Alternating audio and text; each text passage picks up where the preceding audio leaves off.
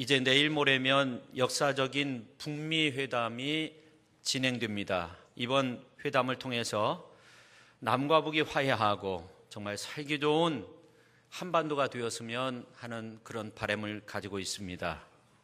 북미 회담이 진행되기까지 얼마나 많은 사람들이 죽었고 얼마나 많은 사람이 울었는지 모릅니다. 이 땅 안에서 부끄러운 아버지 어머니로 지냈던 우리가 이제 통일 대한을 우리 후세에게 물려주었으면 하는 그러한 바람을 갖습니다. 정말 남과 북의 정상이 서로 만나기까지 또 북미 회담이 이루어지기까지 우리 교단은 뼈아픈 어려움을 많이 겪었습니다.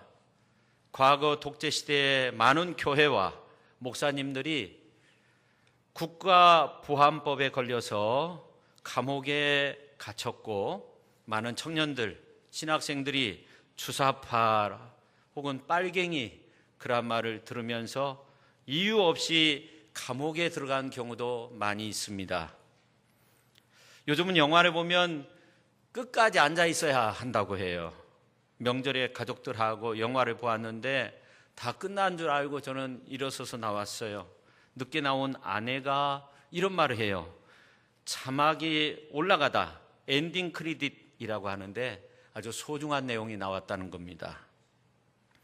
영화 1987년의 엔딩 크레딧에 우리 교단 목사님이셨던 늦봄 문익환 목사님이 조사 연설을 하는 장면이 나옵니다.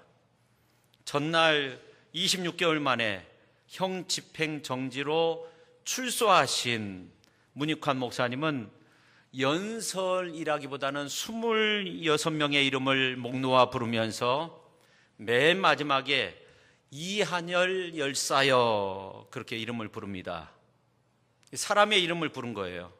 너무나 목 놓아 부르셔서 그 다음에는 말씀을 잊지 못하고 단상에서 내려왔다고 합니다.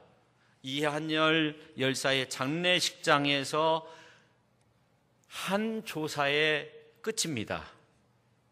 이한열 열사는 1987년 데모하다가 최루탄에 맞아서 현장에서 죽었죠.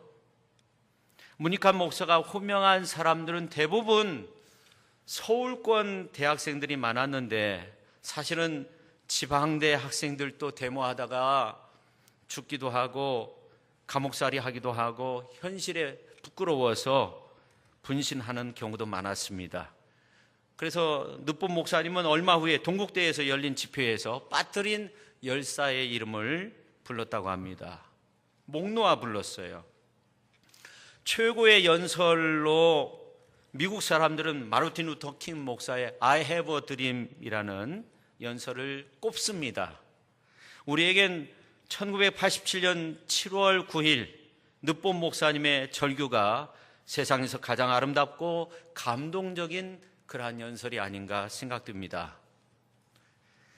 그런 문익환 목사님이 2년 뒤에 통일민주당 당원 유원호 또 제2동포 정경모와 함께 개인 자격으로 평양을 방문해가지고 반공개적으로 북한의 김일성과 2번에 걸쳐서 회담을 하죠. 통일 문제의 중심으로 회담을 합니다. 그때 문익환 목사님이 김일성 주석에게 성경을 선물했다고 합니다. 그리고 기자회견을 갖죠. 자주적 평화 통일과 관련된 원칙적 문제 9개항에 대한 합의 성명을 발표합니다. 어느 누구도 상상할 수 없는 그런 때였습니다. 나중에 늦봄 목사님이 죽게 되었을 때 수유리에 있는 한신대학원에서 장례식을 치를 때 정말 수많은 사람들이 그 장례식에 참여를 했습니다. 그때 와서 한 말이 뭐냐면 조국의 통일은 어떻게 하고요? 민족의 통일은 어떻게 하고요? 그러면서 다 울었다고 합니다. 그 후 조선학생위원회에서 평양세계 청년 학생 축전을 개최하죠. 그리고 전국 대학생 대표자 협의 남측 전대협이라고 하죠. 초청장을 보내요. 그때 임수경이 늦본 목사님과는 다른 길로 서독 동독을 거쳐가지고 9일 만에 평양에 도착을 하니까 완전히 북한의 선전 측면에서 핵폭탄이 터진 거죠. 왜냐하면 투사의 모습이 아니라 발랄한 여대생이 참여했어요. 그래서 조선은 하나다 그런 말을 하라고 하는데 임수경은 조국은 하나다 그렇게 말을 했다고 하죠. 그래서 임수경을 보호하기 위해서 천주교에서 문규현 신부를 파견하죠. 40일 5일간 행사를 마치고 8월 15일에 판문점을 통해서 두 사람이 돌아옵니다. 사실은 그 전에 돌아오려고 했는데 허락이 안 떨어져가지고 단식 농성을 하죠. 그래서 둘 다 무사히 빠져나오게 되죠. 제가 오늘 왜 이러한 말씀을 드리냐면 우리 교단은 때로는 시대를 역행해가지고 조국 통일을 위해서 많은 수고를 아끼지 않았다는 겁니다. 많은 목사님들, 감옥에 가신 목사님들, 청년들 많이 있어요. 기도와 수고로 오늘 통일 대한민국을 꿈꾸게 되었고 바라보게 되었다는 겁니다. 이 통일 대안은 민주통일 대안은 어느 한 개인이나 위정자에 의해서 이루어지는 것이 아니라 우리 모두의 바람이 아름다운 열매로 맺혀지게 되는 겁니다. 그렇지만 한편 우리가 꼭 기억해야 될 것, 조국 통일을 위해서, 민족 복음화를 위해서 미랄과 같은 그런 존재들이 있었다는 거죠. 사실 통일 대안을 말할 때 이런 사람들을 빼놓고 말할 수 없어요. 그들은 7천만 민족을 깨우는 데 부족함이 없었던 사람들이었습니다. 그래서 늦었지만 꽃이 피는 민족의 봄을 우리가 맞이하고 있는 거 아닙니까? 저는 우리 인생이 아름답고 행복한 이유에 대해서 이렇게 정의하고 싶습니다. 인생은 불완전한 세상을 아름다운 세계로 만들어갈 수 있는 삶의 이유와 목적이 있기 때문에 아름답다. 불완전한 세상 속에서 우리가 살고 있지만 아름다운 세상을 만들어갈 수 있는 삶의 이유가 있어요. 삶의 목적이 있어요. 그래서 우리가 행복하다는 겁니다. 그렇습니다. 인생이 아름답고 행복한 이유는 보이지 않는 것, 아직 이루어지지 않은 것에서 아름다운 세계를 볼 수 있고 아름다운 세계를 만들어갈 수 있기 때문입니다. 완전히 행복한 세상이기에 인생이 아름답고 행복한 것이 아니라 완전한 세상을 만들어갈 분명한 삶의 이유와 목적이 있기 때문에 삶의 의욕이 불타오르고 그리고 그 가운데서 감격해야 하는 겁니다. 오늘 요한복음서에 보면 예수님께서 십자가에 죽으실 날이 얼마 남지 않은 상황에서 인자가 받을 영광에 대해서 말씀하면서 감격하고 있습니다. 왜 그렇습니까? 미랄이 황금알로 변하기 때문입니까? 성도 여러분, 예수님이 한 알의 밀이 땅에 떨어진 것을 보시며 감격하고 많은 교훈의 말씀까지 한 것은 땅에 떨어진 미랄이 높은 영적인 원리를 설명해 주고 있기 때문에 그렇습니다. 여러분, 미랄 하나 가격으로 따지면 얼마나 되겠어요? 근데 예수님은 미랄이 주는 영적인 원리 때문에 한 알의 미랄의 가치를 아주 높게 평가하고 있습니다. 여러분, 세상에는 별 볼 일 없는 것들이 참 많이 있지만 우리에게 소중한 하나님의 계시와 하나님의 사람이 가질 수 있는 삶의 원리, 이러한 것들을 알려주는 것들이 참 많이 있습니다. 그 대표적인 것이 미랄입니다. 누가복음서 13장에 있는 말씀을 보면 누룩도 마찬가지입니다. 하나님의 섭리와 세상을 움직이는 원리에 대해서 주님은 말씀하십니다. 밀가루 속에 형체도 보이지 않는 누룩 속에서 하나님의 나라를 봅니다. 누가복음서 13장 21절에 있는 말씀을 보면 마치 여자가 가루 서말 속에 갖다 넣어 전부 부풀게 한 누룩과 같으니라. 하나님의 나라를 무엇으로 비교할까 하면서 주님은 이 말씀을 하셨습니다. 예수님은 어부들의 그물에서 하나님의 선택의 은총을 봅니다. 마태복음서 13장 47절에 있는 말씀을 보면 또 천국은 마치 바다에 치고 각종 물고기를 모는 그물과 같으니 그렇게 표현하고 있습니다. 우리들은 손에 쥐는 물질적인 어떤 차원, 우리가 뭔가 주는 그 가치만을 생각하는데 예수님은 영적인 차원에서 가치를 생각합니다.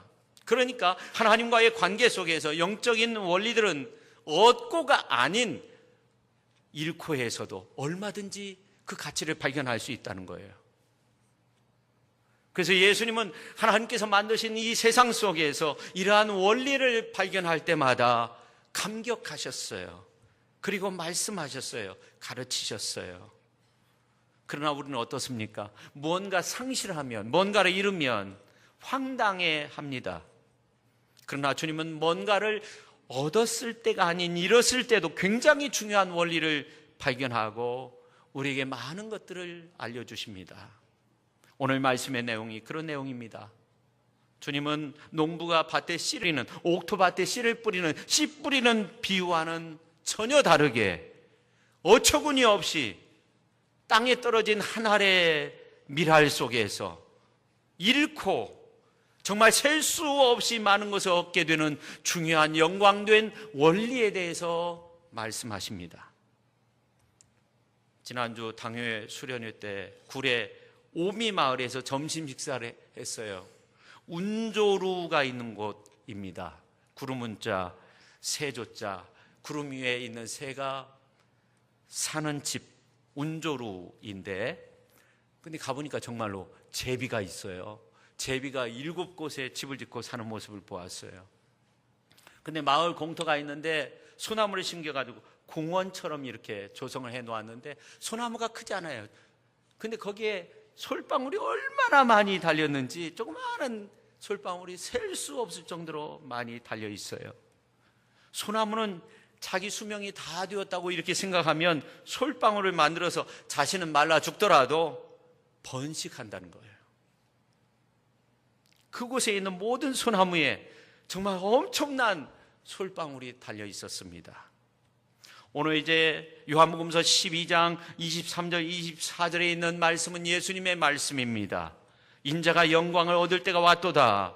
이어서 24절에 보면 내가 진실로 진실로 너에게 이르노니 한 알의 밀이 땅에 떨어져 죽지 아니하면 한 알 그대로 있고 죽으면 많은 열매를 맺느니라. 예수님은 이 말씀을 통해 첫째, 낮아짐 속의 영광을 말씀하십니다. 오늘 24절에 보면 주인이 밭에 한 알의 밀알을 뿌렸다고 말하지 않고 한 알의 밀이 땅에 떨어졌다고 그렇게 말씀하고 있습니다. 땅에 떨어졌다는 것이 얼마나 중요한 사건인지 모릅니다. 땅에 떨어짐은 1차적으로 밀알 되시는 예수 그리스도의 십자가의 죽음을 의미하지만 더 나아가 우리 인생의 낮아짐, 우리 인생의 하강 곡선을 나타내 줍니다. 그런데 바로 그곳에 생명의 확장이 있다는 겁니다. 그런데 땅에 떨어졌다는 말씀은 생명의 확장을 위해서 필수적인 겁니다. 그래서 예수님이 비유의 말씀을 하는 가운데 열매를 맺기 위해선 한 알의 밀이 땅에 떨어져 죽어지는 과정을 거쳐야 된다고 말씀하고 있습니다. 종기개혁자 쯔빙글리는 낮아짐이 신앙의 상승을 이룬다는 그 진리를 산을 오르다가 깨닫게 돼요. 등산하다가 산을 걷다가 보니까 아주 높고 경사진 아주 좁은 산 언덕길에 2마리의 사냥이 있는 것을 보게 되는데 한 마리는 산 위로 올라가려고 하고 또 한 마리는 산 아래로 내려오려고 하는데 길이 좁아가지고 비켜 설 수가 없어요. 그러니까 서로 팽팽히 마주 서 있는 모습을 봅니다. 그런데 올라가려고 한 그 사냥이 넙죽 엎드리고 그 위를 내려가려고 한 사냥이 밟고 내려가는 거예요. 그런 다음 이제 엎드려 있던 이 사냥이 일어서서 올라가는 모습을 보았어요. 근데 여기에서 낮아짐이 신앙의 상승을 이룬다는 원리를 발견하게 됩니다. 우리 성도의 신앙 상승의 원리도 마찬가지라는 거예요. 하나님 앞에서와 사람 앞에서, 이웃 앞에서 폭삭 엎드리는 그 사람이 낮아짐의 은총으로 올라설 수 있다는 겁니다. 예수님의 성육신의 모습이 그런 모습 아닙니까? 철학자 키에르케고르가 예수님의 성육신의 의미를 이렇게 설명한 적이 있습니다. 한 나라의 임금이 있었는데 그에게는 한 가지 제외하고 모든 것이 다 갖추어져 있었습니다. 아내가 없었어요. 왕은 진정한 아내를 원했어요. 그래서 마을을 돌아다니는 거예요. 변장하고 돌아다니면서 이제 들에서 일하는 처녀를 보았는데 마음이 빼앗긴 거예요. 왕은 생각했어요. 내가 왕으로서 그녀 앞에 나타나면 결혼을 하겠지만 왕비는 얻지만 아내는 얻을 수 없다, 이렇게 생각을 해가지고 고민하다가 국사를 다른 사람한테 맡기고 농부가 되기로 결심합니다.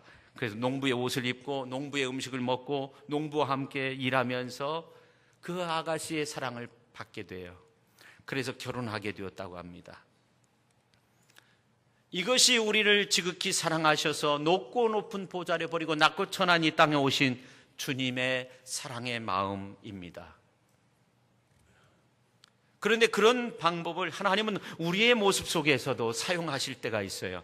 아무리 훌륭한 사람이라 할지라도 한두 번은 떨어뜨리고 난 다음에 사용하십니다. 어찌 보면 떨어진 상태만으로도 귀한 거예요. 왜냐하면 사람은 자신에 대해서 절망해 봐야 온전히 하나님을 의지하고 그래야 비로소 하나님께서 강하게 쓰시는 사람이 될 수 있습니다. 한 예로 다윗과 같은 경우는 어렸을 때부터 목동을 치면서 지냈어요. 기름 부음을 받았지만 왕의 미움을 사가지고 도망자의 신세로 집에서도 잠을 잘 수가 없었어요. 들에서 산에서 잠을 잡니다. 그런데 하나님은 이스라엘 최고의 왕으로 삼으셨어요. 모세와 같은 경우는요, 애굽의 왕자였다가 남의 양을 치는 낮아짐을 경험합니다. 그러다가 노년에 이스라엘의 목자가 돼요. 요셉도 색동옷을 입고 귀공자로 그렇게 지내고 있었어요. 그러다가 어떻게 돼요? 노예로 팔리게 돼요. 그러다가 감옥에 들어가요. 낮아짐, 땅바닥까지 떨어지는 그 경험을 해요. 그러다가 애굽을 다스리는 총리가 되었습니다. 이처럼 하나님은 하강하는 인생, 떨어지는 것을 중요하게 생각합니다. 하나님은 높은 곳에서 추락하는 우리의 길목에서 우리를 기다리고 계십니다. 그 추락하는 길목에서 우리를 만나 주십니다. 그래서 이 땅에서 위대한 인생을 살았던 사람들은 추락하는 길목에서 주님이 계시다는 이 사실을 알았던 사람들, 그 자리에서 울부짖으며 기도하고 다시금 일어선 사람들입니다. 아니, 어찌 보면 추락하는 그곳에 하나님의 능력이 있다는 것을 미리 알았는지도 몰라요. 손에 잡히는 거 없습니다. 눈에 보이는 거 없습니다. 귀에 들리는 거 없지만 내가 추락하는 그곳에 하나님이 함께 계신다, 이러한 사실을 알고 하나님 앞에 막 부르짖으며 구하고 찾고 하나님을 향해 문을 두드림으로 어려운 난관을 뚫고 나간 사람들입니다. 여러분, 자연현상도요, 물체가 위에서 떨어질 때 에너지가 생기는 겁니다. 고기압에서 저기압으로 될 때 그때 바람의 힘이 생기고 물방울이 생기기도 합니다. 이것은 자연의 원리이자 하나님의 창조의 원리이고 세상을 살리는 운행의 법칙입니다. 그러므로 우리는 내려가는 순간 내가 새롭게 지금 빚어지고 있다는 것을 알아야 됩니다. 내려가는 것이 쓸모없는 것이 아닙니다. 우리는 내려가는 그 고난이 없으면 새롭게 빚어지지 않습니다. 절망에 내몰리는 것은 하나님을 찾게 하는 하나님의 은혜의 도구입니다. 떨어지는 그 자리가 은혜의 자리입니다.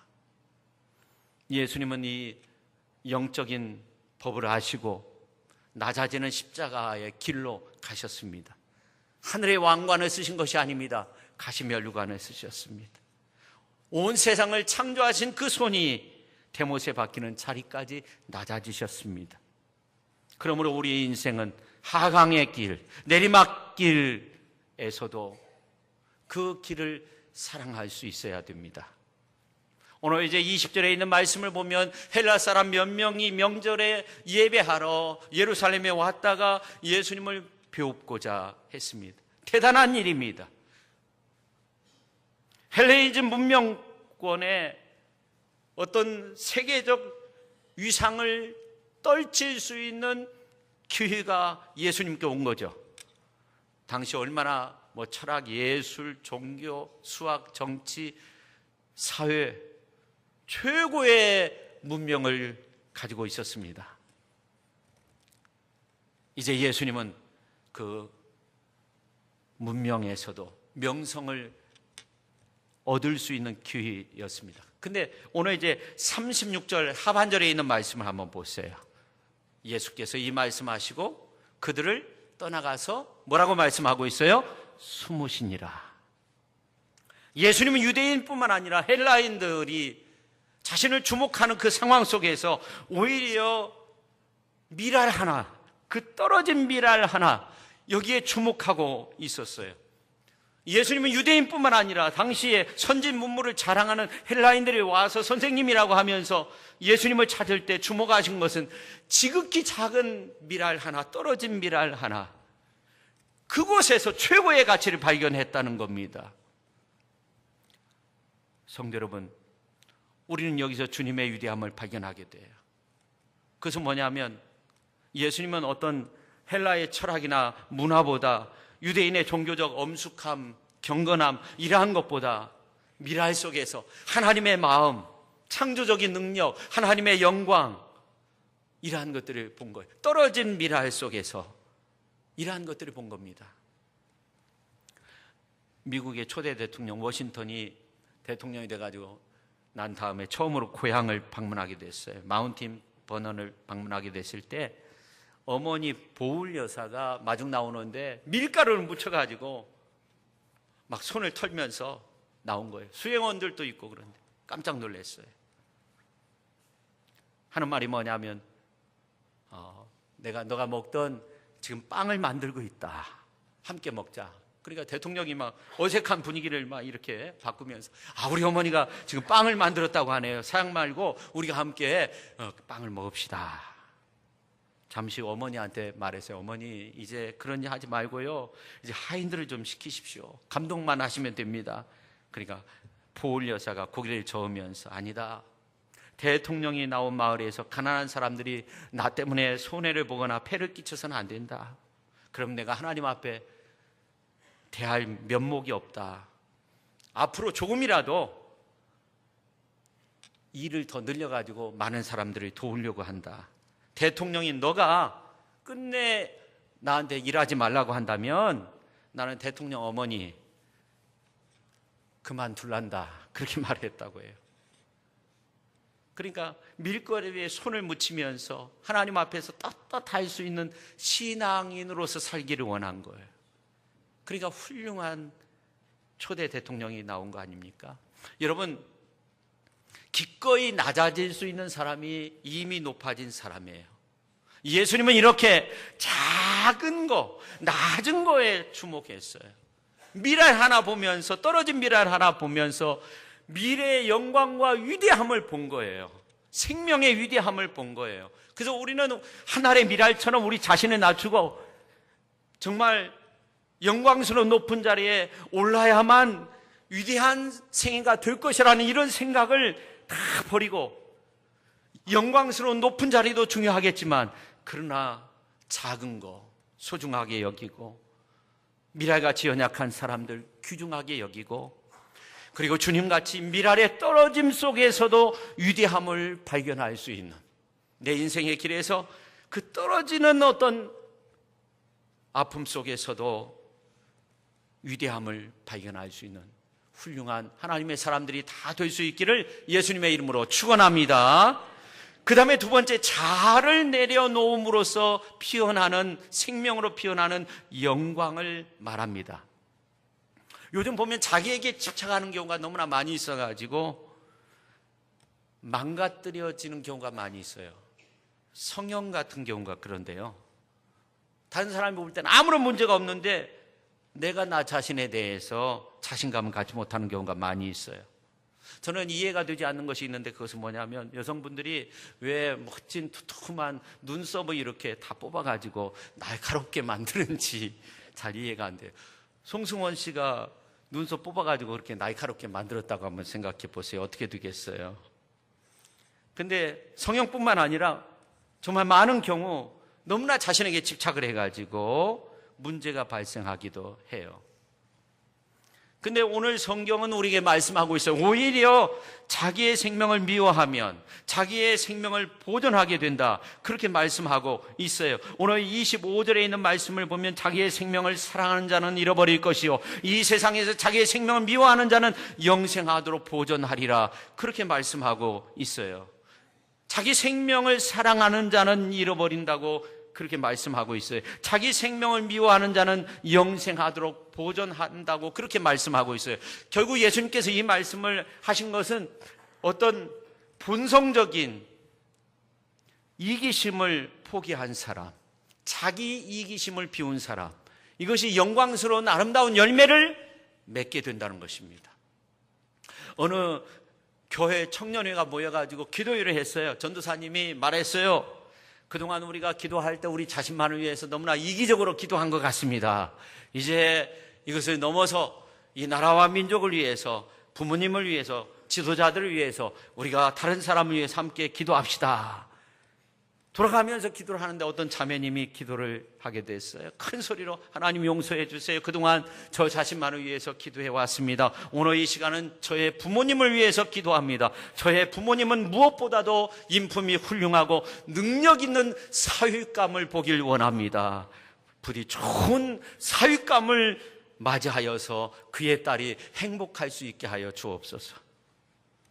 우리 자신의 입장을 벗어나기가 힘든 존재라는 겁니다. 그러므로 오늘 이제 본문 말씀을 통해서 주시는 아주 강력한 메시지죠. 아주 너무너무 강력한 메시지. 이거 들어야만이 풍성한 생명 얻는 삶을 살 수 있어요. 나라도 민족도 개인도 가정도 사회도 교회도 믿음의 사람들도 마찬가지입니다. 자기 포기, 이기심을 포기하고 다른 사람을 사랑하기 위해서 자기의 이기심을 미워할 수 있는 사람, 그런 사람이 열매를 맺을 수 있다는 것입니다. 오래전에 그런 리더스 다이제스트의 기사로 실린 글이 있는데 아스 고든이라는 사람이 있었어요. 글을 쓰다가 이 사람이 이제 무기력에 빠진 거예요. 글을 쓸 수가 없었어요. 그래서 우울증에 빠지고 삶을 포기하고자 했는데 의사를 만났어요. 나는 더 이상 살고 싶은 마음이 없네. 그런 말을 해요. 너 어렸을 때 하고 싶은 것이 뭐냐? 친구니까. 나 해변에 가서 파도 소리를 듣고 싶었어. 그러면 내가 처방전을 써줄 테니까 그대로 한번 따라서 해보라는 거예요. 시간에 따라서. 그래서 해변을 갔어요. 9시간 돼서 첫 번째 처방전을 열어보니까 파도 소리, 갈매기 소리 잘 들어보게. 우스꽝스럽지만 잘 들었어요. 12시에 두 번째 처방전이 펼쳐졌는데 그것은 뭐냐면 너가 지금까지 살아오면서 행복했던 순간에 대해서 한번 기억해보게. 그러니까 마음이 조금씩 기쁨으로 가득 차게 됐어요. 3시가 됐어요. 세 번째 처방전을 펼쳤어요. 이제 인생의 어떤 동기, 너의 인생의 동기와 그리고 너의 인생의 의미를 한번 검토해 보게나. 가만히 생각해 보니까 자기가 지금까지 글을 써왔는데 글을 쓴 이유가 자기의 명예를 위해서, 자기의 이름을 내기 위해서, 사람들에게 박수 갈채를 받기 위해서 그렇게 해왔던 것을 알게 되었어요. 내가 그리스도인이면서 하나님의 영광을 위해서 살지 못했구나. 내 이름을 위해서 살았구나. 이 사실을 알게 돼요. 그래서 눈물을 흘리게 돼요. 6시가 됐어요. 네 번째 처방전이 펼쳐졌어요. 이제 자네의 죄를 하나님 앞에 자백할 시간인데 모래사장에 자네의 죄 생각나는 대로 다 써보게. 그래서 막 그 모래사장에 막 열심히 쓰고 있는데 밀물이 들어와서 그 모든 것들을 다 지워버렸어요. 고든은 그 자리에서 일어나 하나님을 찬양했어요. 자기 인생의 대전환점을 갖는 시간이 된 거예요. 여러분, 예수님은 그 가신 길을 볼 때 자기 부인의 길, 자기 십자가의 길, 자기를 미워하는 길을 걸었어요. 헬라인들이 와가지고, 문명국가에 살았던 헬라인들이 와가지고 스승으로 모시려고 하고, 유대인들은 왕으로 모시려고 호산나를 외치고 이런 순간이 있었는데, 예수님은 십자가의 길을 선택했어요. 떨어진 미랄, 어처구니 없이 떨어진 미랄에서 위대한 생명을 보고 있는 겁니다. 빌립보서 2장에 있는 말씀을 보면 우리 예수님은 근본이 하나님과 동등한 분이셨어요. 그 본체가 하나님과 동등한 분이셨어요. 근데 종의 모습으로 이 땅에 오셨어요. 사람의 모양으로 나타나셨어요. 자기를 낮추셨어요. 십자가까지 낮추셨어요. 근데 놀라운 것은 하나님이 예수님을 높여주셨어요. 그래서 모든 이름 위에 뛰어난 이름을 주셨어요. 하늘에 있는 자들과 땅에 있는 자들, 땅 아래에 있는 자들로 모든 무릎을 예수님의 이름에 꿇게 하시고 모든 입으로 예수 그리스도를 주라시나요 하나님 아버지께 영광을 올려드리도록 하였다고 빌립보서 2장 11절에서 말씀하고 있어요. 실제 우리의 삶의 행복이 영위되는 이유가 바로 여기에 있는 겁니다. 오늘 말씀에서 예수님이 가장 중요하게 여긴 것이 무엇입니까? 하늘의 미랄이었습니다. 그 안에 생명이 있다는 겁니다. 생명이 있기 때문에 100배 결실을 맺는다고 예수님께서 씨 뿌리는 비유를 통해서 말씀하신 적이 있는데, 지금은 종자가 개발이 돼가지고 200배까지, 그 당시에는 그 말씀이 맞는 거예요. 그러나 지금 200배까지 얻을 수 있다고 합니다. 근데 다시 한번 그 씨앗을 심으면 무수한 알갱이들이 생겨나는 거예요. 그래서 전 세계 인구의 30%가 밀을 먹고 산다는 거예요. 여러분, 예수님의 생명이 많은 사람들에게 생명의 양식이 되는 것처럼 우리 한 사람 한 사람이 얼마나 소중한 존재입니까? 예수님은 죽음의 고통보다도 더 다이나믹한 생명을, 더 나아가 자신의 몸속에 있는 생명의 능력을 아셨어요. 그래서 많은 열매를 기대하고 있어요. 그래서 자신의 십자가의 죽음을 영광으로 그렇게 표현하고 있습니다. 우리 같으면 나 같은 사람 무슨 쓸모가 있을까? 내 인생 참으로 비참하다, 절망한 것 같은데 예수님은 당신 속에 있는 그 생명의 능력을 믿었습니다. 그리고 2000년이 지난 지금 수억 명의 사람들이 예수님을 믿고 생명 얻고 하나님의 나라 영광 가운데 살고 있는 줄로 믿으시기를 바랍니다. 아무리 작은 것이라도 내 안에 생명이 있으면 고귀한 겁니다. 생명이 천하보다도 소중한 것입니다. 이런 양을 찾고 기뻐하신 이유가 바로 여기에 있습니다. 예수님의 기쁨은 아주 단순하고 본질적인 기쁨이었습니다. 우리가 살아있다는 거, 구원받았다는 거, 이것을 어떻게 다른 것과 비교할 수 있겠어요? 제자들이 전도하고 돌아와가지고 우리에게 능력이 나타났습니다. 귀신들이 다 떠나가는 모습을 보았습니다. 예수님이 말씀하세요. 그러나 귀신들이 너에게 항복하는 것으로 기뻐하지 말고 너희 이름이 하늘에 기록된 것으로 기뻐하라. 하나님께 얻은 생명 그 자체가 큰 능력과 큰 기쁨이 되는 줄로 믿으시기를 바랍니다. 여러분, 세속적 욕망보다 개인적인 명성, 성공의 필요보다 하나님의 나라를 선택하는 것이 중요한 거예요. 세계 선교의 아버지라고 불리는 윌리엄 캐리가 구두 수성공을 하면서 독학을 해가지고 세계 언어를 공부해서 아주 능숙하게 구사할 수 있는 그런 능력이 생겼어요. 친척 동생이 옥스퍼드 단과대학에 들어가게 됐는데 이 캐리를 데리고 갔어요. 어학교수하고 대화를 나누었는데 대화 중에 이 캐리가 대단한 어학 실력이 있다는 것을 주목하게 돼요. 그래서 이 교수분이 이제 말해요. 당신이 우리 학교에 들어오면 우리나라 역사가 바뀔 거라고. 이 나라 여왕께서도 당신을 정말 좋아할 거라고 그런 말을 해요. 그러니까 캐리가 이런 말을 하면서 거절했어요.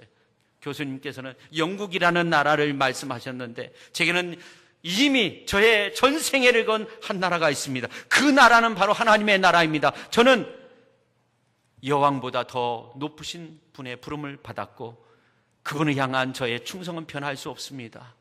그리고 교수의 직을 거절하고 세계 선교를 위해서 떠났다고 합니다.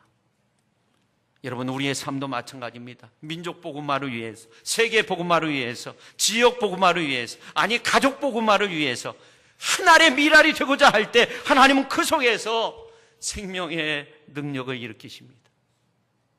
생명의 약동이 일어나게 하십니다. 하나님이 그 속에서 기뻐하십니다. 하나님은 절대로 우리가 그냥 하나의 미랄 그대로 있기를 바라지 않습니다. 그 속에서 위대한 미래 세상을 이루시기를 원하십니다. 그 미래 세상을 바라보십니다. 그러므로 우리가 하나의 미랄로 썩어지는 그 모습을 받아주시고 기뻐하시는 겁니다. 여러분, 썩어지는 하나의 미랄로서 아름다운 열매를 맺으시기를 예수님의 이름으로 축원합니다. 기도하겠습니다. 하나님 아버지, 오늘 우리가 하나님 앞에서 썩어지는 하나의 미랄이 되어져서 정말 풍성하고 아름다운 열매를 맺는 그러한 훌륭한 믿음의 사람들이 되길 원합니다. 주께서 함께 하시고 주께서 우리를 이끌어 주시옵소서. 예수님의 이름으로 기도하옵나이다. 아멘.